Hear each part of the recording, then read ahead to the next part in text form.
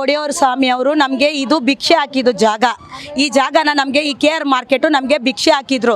ಆ ಭಿಕ್ಷೆಯಲ್ಲಿ ನಾವು ಬಾಳ್ತಾ ಇದ್ದೀವಿ. ಇಲ್ಲಿ ಗಂಡ ಇಲ್ಲದೆ ಇರೋರು, ಮಕ್ಕಳು ಇಲ್ಲದೆ ಇದ್ದವರು, ವಯಸ್ಸಾದವರು ಎಲ್ಲರೂ ಇಲ್ಲಿ ವ್ಯಾಪಾರ ಮಾಡಿ ಇದಲ್ಲೇ ನಾವು ಗುಡ್ಡೆ ಹಾಕಿ ವ್ಯಾಪಾರ ಮಾಡಿನೇ ನಾವು ದುಡ್ಡು ತಿನ್ನೋದು. ಇದೇ ನಮಗೆ ವ್ಯವಸ್ಥೆ ಗೊತ್ತು. ನಾವು ಎಷ್ಟೋ ಓದದೇ ಇರೋರೆಲ್ಲ ಇಲ್ಲಿ ಬಂದು ಕೆಲಸ ಮಾಡೋರು. ಈ ಕಮಿಷನರ್ ಆಗಲಿ, ಈ BBMP ಅವರಾಗಲಿ, ಕೌನ್ಸಿಲರ್ ಆಗಲಿ, MLA ಅವರಾಗಲಿ ಇಲ್ಲಿ ಬಂದು ನಮ್ಮ ಥರ ಗುಡ್ಡೆ ಹಾಕಿ ವ್ಯಾಪಾರ ಮಾಡ್ತಾರ? DK ಶಿವಕುಮಾರ್ ಸರ್ ಬಂದು ಇಲ್ಲಿ ವ್ಯಾಪಾರ ಮಾಡ್ತಾರ? ಈ ಪಾರ್ಕಿಂಗ್ ವ್ಯವಸ್ಥೆಗೆ ಲಕ್ಷ ಕೋಟಿ ಥರ ಹಾಕಿ ಈ ಪಾರ್ಕಿಂಗ್ ಇವರು ಓಪನ್ ಮಾಡಿದಾರಲ್ಲ, ನಮ್ಮ ಜನಗಳಿಗೆ ಇವ್ರು ವ್ಯವಸ್ಥೆ ಮಾಡಿಕೊಡ್ದೆ. ಇದು ಪಾರ್ಕಿಂಗ್ ವ್ಯವಸ್ಥೆ, ಈ ಕಸ ಇದೆ ಇದರಲ್ಲಿ ಇದೆ ಅಂತ ಮಾಡಿ ಚೆನ್ನಾಗಿ ಮಾಡ್ತಾರಂತ ಪಾರ್ಕಿಂಗ್ ಓಪನ್ ಮಾಡಿದ್ದಾರೆ. ಅದು ಅವ್ರ ಇಷ್ಟ. ಅವ್ರ ಪಾರ್ಕಿಂಗ್ಗೆ ನಮ್ಮ ವ್ಯಾಪಾರಿಗಳು ಯಾರು ಡಿಸ್ಟರ್ಬ್ ಮಾಡಿಲ್ಲ. ಈ ಲೈನ್ ಇತ್ತು, ಹಂಗಿಲ್ಲ ಮೇಡಮ್.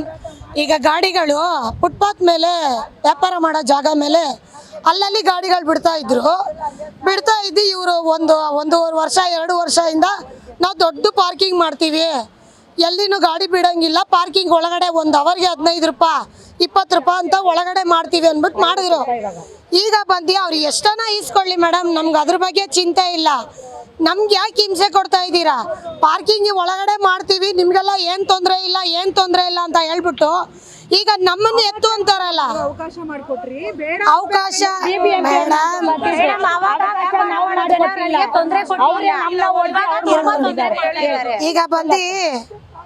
ಈಗ ಬಂದು 1 ನಿಮಿಷ ಕೇಳಬೇಕಾಯ್ತು, ನಮ್ಗೆ ಏನಾರ ಅನುಕೂಲ ಮಾಡ್ಕೊಡಿ, ಯಾಕಂದ್ರೆ ವ್ಯಾಪಾರ ಮಾಡಕ್ಕೆ ಜಾಗದ ಅವಕಾಶ ಮಾಡ್ಕೊಡಿ ಅಂತ ನಾವು ಮುಂಚೆ ಕೇಳಿದ್ವಿ ಮೇಡಮ್. ಎಲ್ಲ ಅಧಿಕಾರಿಗಳನ್ನ ನಾವು ಕೇಳಿದ್ವಿ, ಮಾರ್ಕೆಟ್ ಅಲ್ಲಿರೋ ಅಧಿಕಾರಿಗಳನ್ನ ನಾವು ಕೇಳಿದೀವಿ.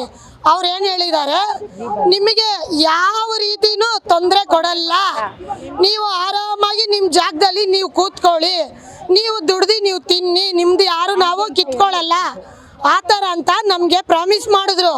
ಈಗ ಬಂದು ನಮ್ಮನ್ನ ಓಡಿಸ್ತಾರೆ. ಇವಾಗ ನಾವೇನು ಮಾಡಬೇಕು ಅಂತ ಗೊತ್ತಿಲ್ಲ.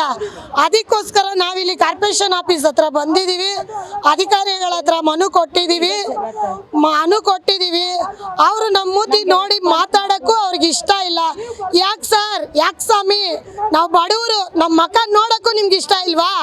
ನಾವಿಲ್ದ್ರೆ ನೀವು ಬಂದ್ರ ನಮ್ಗೊಂದು ಮರ್ಯಾದೆ ಇಲ್ವಾ? ಓಟ್ ಹಾಕ್ತೀರಾ ಅಂದ್ರೆ ಎಲ್ಲಾರು ಮೇಡಮ್ ಹಂಗಿಲ್ಲ.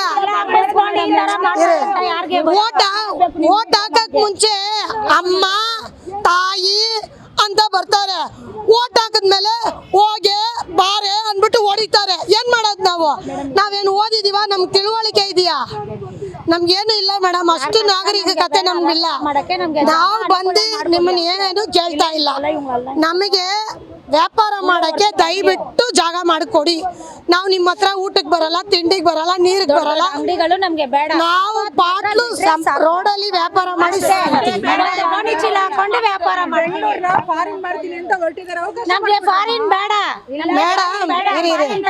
ಫಾರಿನ್ ಏನಕ್ಕೆ ಮೇಡಮ್? ನಾವೇನ್ ಫಾರಿನ್ ಅಲ್ಲಿ ಹುಟ್ಟಿದೀವ? ಫಾರಿನ್ ಅಲ್ಲಿ ನಾವು ಹುಟ್ಟಿದೀವ? ಫಾರಿನ್ ಅಲ್ಲಿ ನಾವು ದುಡಿತಾ ಇದೀವ? ಫಾರಿನ್ ಅಲ್ಲಿ ನಾವು ತಿಂತಾ ಇದೀವ? ಫಾರಿನ್ ಆಗಿರ್ಲಿ ಮೇಡಮ್, ಫಾರಿನ್ ಅಲ್ಲಿ ಇರ್ಲಿ. ಕರ್ನಾಟಕದಲ್ಲಿ ಬೆಂಗಳೂರಲ್ಲಿ ಹೆಂಗ್ ನಾವು ಬಾಳ್ತಾ ಇದೀವೋ ನಾವು ಹಂಗೆ ಬಾಳ್ತೀವಿ. ಫಾರಿನ್ ಅವ್ರು ಇಲ್ಲಿ ಬರೋದು ಬೇಡ, ನಾವು ಫಾರಿನ್ಗೆ ಹೋಗೋದು ಬೇಡ. ನಮ್ಮ ಕಾಲಾವಕಾಶನೇ ಸ್ವಲ್ಪ ದಿವಸ ಮುಗಿದೋಗುತ್ತೆ.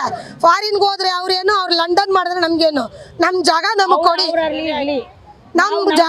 ಕೊಡಿ, ಫಾರಿನಲ್ಲೇ ಇರಿ, ನಮ್ಗೇನು ತೊಂದರೆ ಇಲ್ಲ. ನಾವು ಕಷ್ಟಪಟ್ಟು ದುಡ್ದು ತಿನ್ನಕ್ಕೆ ನಮ್ಮ ಜಾಗ ನಮಗೆ ಕೊಡಿ, ನಮಗೆ ಬೇರೆ ಏನು ಬೇಕಾಗಿಲ್ಲ, ನಿಮ್ದೇನು ನಮಗೆ ಬೇಕಾಗಿಲ್ಲ. ಸರ್ DK ಶಿವಕುಮಾರ್ ಅವರೇ, ನಿಮ್ಮ ಕಷ್ಟನೂ ನಮಗೆ ಬೇಡ, ನೀವು ಕೊಡೋ ದುಡ್ಡು ನಮಗೆ ಬೇಡ. ನಾವು ಕಷ್ಟಪಟ್ಟು ನಾವು ತಿಂತೀವಿ, ನಮ್ಮ ಹೊಟ್ಟೆ ಮೇಲೆ ಹೊಡಿಯಕ್ಕೆ ಬರಬೇಡಿ.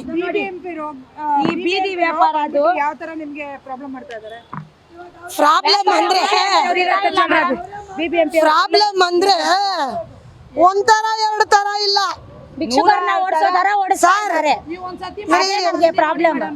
ಗಜ್ಜಿ ನಾಯಿಗಳು ಗೊತ್ತಾ ನಿಮಗೆ? ಗಜ್ಜಿ ನಾಯಿಗಳು, ಆ ಗಜ್ಜಿ ನಾಯಿನ ಹೆಂಗ್ ಶಾಟ್ ಹೊಡೆದು ಓಡಿಸ್ತಾರೆ, ಹಂಗ್ ಓಡಿಸ್ತಾರೆ ನಮ್ಮನ್ನ. ಯಾಕೆ? ನಾವೇನ್ ಮನುಷ್ಯರಿಲ್ವಾ? ನಾವೇನ್ ನಾಯಿಗಳ? ನಾವೇನ್ ನಿಮ್ಮ ಹತ್ರ ದುಡ್ಡು ಕಾಸು ಕೇಳಕ್ ಬಂದಿದೀವ? ನಿಮ್ಮ ಹತ್ರ ಊಟಕ್ಕೆ ಬಂದಿದೀವ? ಏನಕ್ಕೆ ಬಂದಿದೀವಿ ನಾವು? ನಮಗೆ ರೆಸ್ಪಾನ್ಸ್ ಕೊಡೋದಿಲ್ಲ. ನಮ್ಮನ್ನ ಯಾಕೆ ಓಡಿಸ್ತೀರಾ? ಏಯ್ ಎತ್ತಮ್ಮ, ಏಯ್ ಎತ್ತು ಮೇಲೆ, ಏಯ್ ತಗಿ, ಯಾಕೆ ಹಾಕ್ತೀಯಾ ಇಲ್ಲಿ? ಇಲ್ಲೆಲ್ಲ ಹಾಕ್ಬಾರ್ದು, ನಿಮ್ಗೆ ಯಾವ ಪರ್ಮಿಷನ್ ಇಲ್ಲ. ಯಾಕೆ ಸ್ವಾಮಿ? 45 ವರ್ಷದಿಂದ ನಾವು ದುಡಿತಾ ಇದೀವಿ ಅಲ್ಲಿ. 45 ವರ್ಷದಿಂದ ನಾವು ದುಡಿತಾ ಇದೀವಿ. ಯಾಕೆ ನಾವು ಹೋಗಿ ಸಾಯ್ಬೇಕು? ನಿಮ್ಮ ಹತ್ರ ಏನ ತಿಂದಿದೀವ ನಾವು?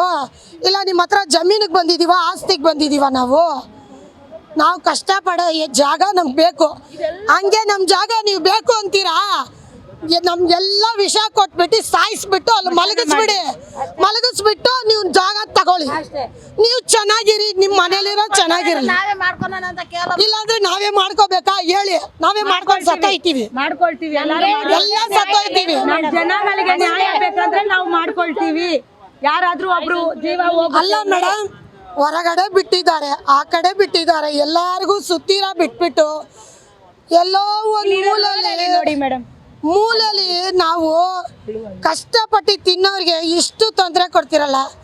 ಗಂಡ ಇಲ್ದಿರೋರು, ಮಕ್ಕಳು ಇಲ್ದಿರೋರು, ಅಣ್ಣ ತಮ್ಮ ಇಲ್ದಿರೋರು, ಅಪ್ಪ ಅಮ್ಮ ಇಲ್ದಿರೋರು, ಕಾಯಿಲೆ ಅವರು, BP ಅವರು, ಶುಗರ್ ಅವರು ಎಲ್ಲರೂ ಇದ್ದಾರೆ. ಏನಕ್ಕೆ ಮೇಡಮ್ ಸರ್ಕಾರ? ಹೇಳಿ, ನೀವೇ ಹೇಳಿ. ಆರ್ಸಿ ಕಳ್ಸಿದ್ವಿ, ಆರ್ಸಿ ಕಳ್ಸಿದಕ್ಕೆ ನಮ್ಮನ್ನ ಸುಡುಗಾಡು ಕಳ್ಸ್ಬಿಡ್ತೀರಾ?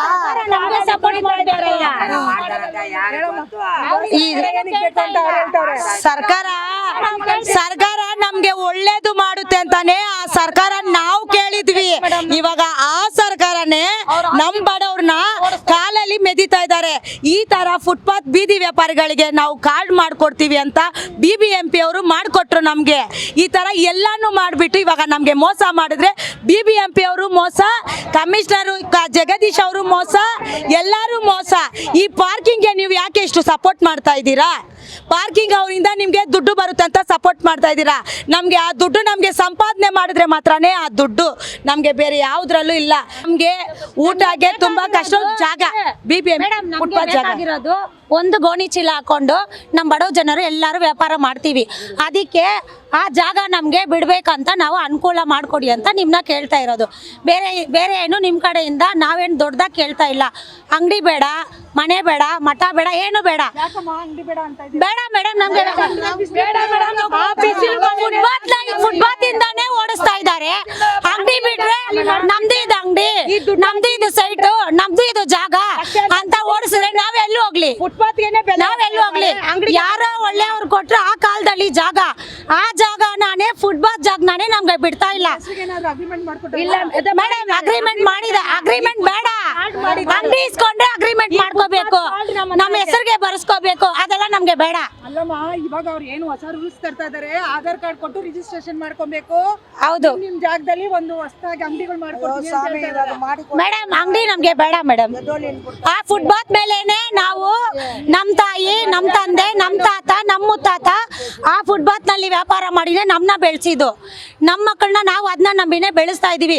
ನಮ್ಮ ಅಮ್ಮಗಳೆಲ್ಲ ಸಾಲ ಇಸ್ಕೊಂಡು ನಮ್ಗೆ ಮದ್ವೆ ಮಾಡಿದ್ದಾರೆ, ನಮ್ಮ ಮಕ್ಕಳನ್ನೆಲ್ಲ ಓದಿಸ್ತಾ ಇದ್ದಾರೆ. ಇನ್ ಮುಂದೆ ಮುಂದೆ ಮುಂದೆ ಆ ತರನೇ ಮಾಡ್ತಾ ಇದ್ದಾರೆ. ಎಷ್ಟು ಬಂಡವಾಳ ಹಾಕಿದ್ರೆ ಎಷ್ಟು ತೆಗಿತೀರಾ ಅದ್ರಲ್ಲಿ? 5,000 ಬಂಡವಾಳ ಹಾಕಿದ್ರೆ 1,000 ರೂಪಾಯಿ ಬರುತ್ತೆ ನಮ್ಗೆ. ಅದ್ ನಮ್ ದುಡ್ಡು ಹಾಕಿ ನಾವ್ ಎತ್ಕೊಳ್ತೀವಿ. ಇವಾಗ ಅಂಗಡಿ ಮಾಡಿದ್ರೆ ಅಂಗಡಿಗೆ ಹೋಗಿ ನಾವು ರಿಜಿಸ್ಟ್ರೇಷನ್ ಮಾಡ್ಕೊಡ್ತೀವಿ. ಇದು ನಮ್ದು ಸೈಟು, ನಮ್ದು ಜಾಗ, ನಮ್ಮ ಆಸ್ತಿ ಅಂತ ಬಂದ್ರೆ ಬಾಡಿಗೆ ಕಟ್ಟಿ, ಕರೆಂಟ್ ಬಿಲ್ ಕಟ್ಟಿ ಅಂದ್ರೆ ನಾವೆಲ್ಲೂ ಹೋಗ್ಲಿ.